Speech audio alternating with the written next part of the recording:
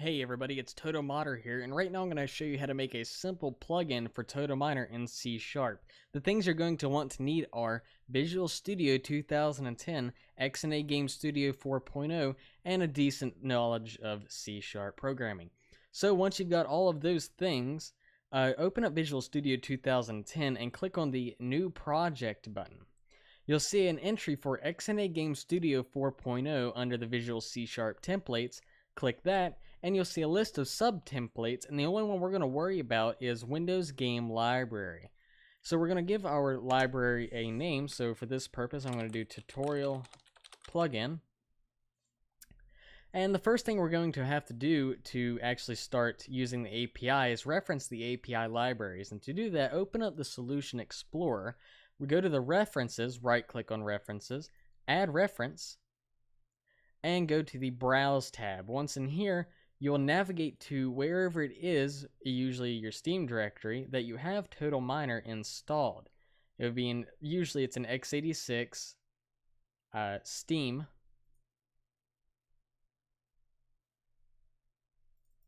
and then Steam Apps, and then Common, and then TotoMiner.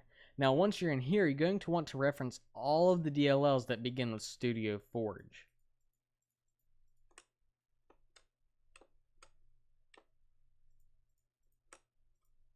Oops.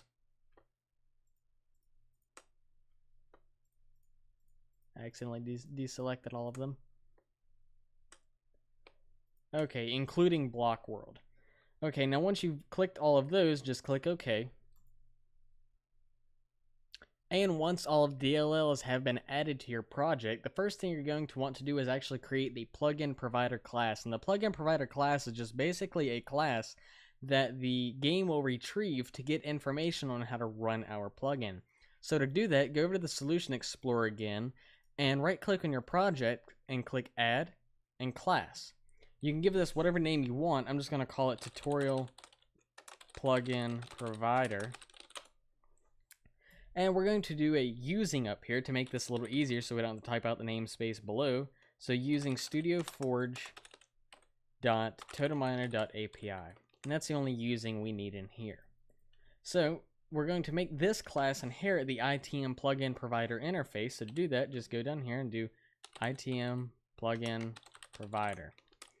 Okay, now this isn't actually a plugin provider yet because we are missing some interface members. So you can't really build this right now. So to fix that, go to where you just typed out ITM plugin provider, right click it, and hit implement interface and hit implement interface.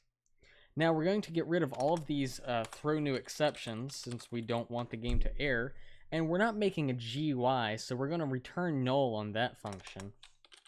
And we're going to return null on get plugin blocks because we're not making a plugin blocks application, and we're going to return null on get plugin arcade because we're not making an arcade. However, we are making a plugin, so we're not going to return null here. We're going to return a new instance of our plugin class. So we're going to do a return new class 1.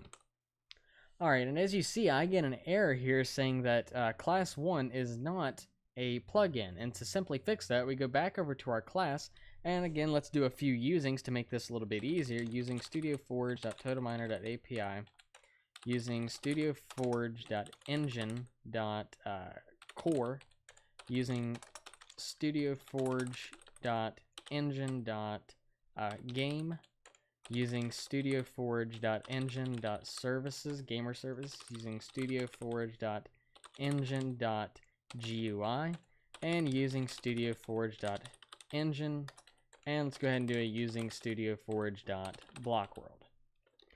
Alright, now that we have that, we can make our class an actual plugin. So, like last time, let's go down here, and this time we're going to inherit the ITM plugin interface. And if we try to build this, we'll get a few errors saying that it doesn't implement some interface members. So to simply fix that like a minute ago, let's right click on ITM plugin and hit implement interface and then implement interface. Now on all of these, we're going to get rid of the return or the throw new exception, but we're not going to return anything because they're all voids. So let's just get rid of all of these throw new exceptions. Alright, now this will run in-game if you build this as is it will load up in the game and work, but there's no logic behind it, so you will never even notice it's running. It doesn't do anything. So we're going to make it do something.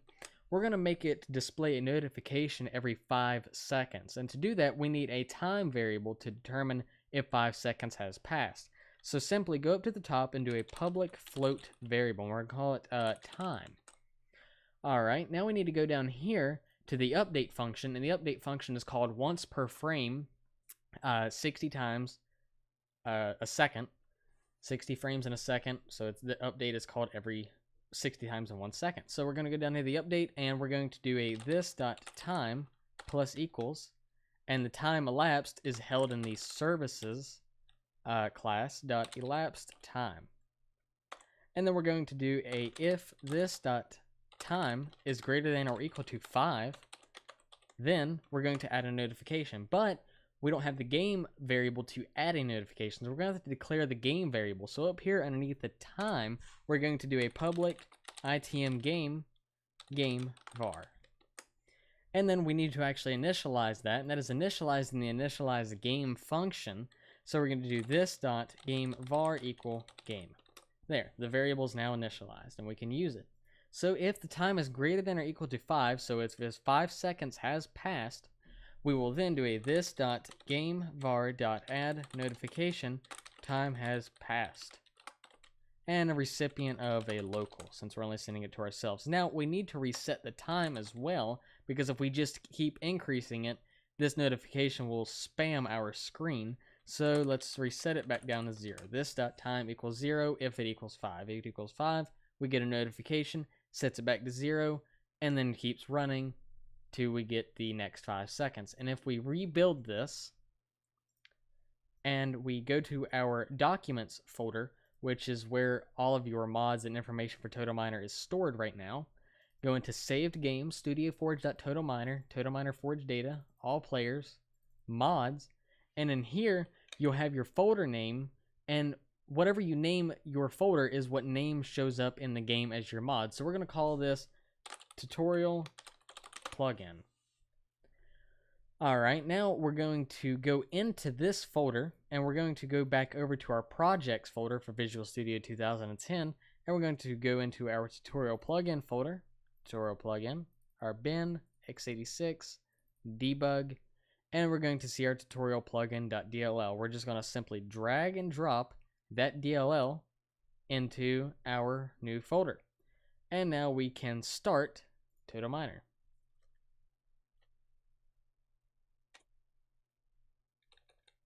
And don't forget to activate your mod.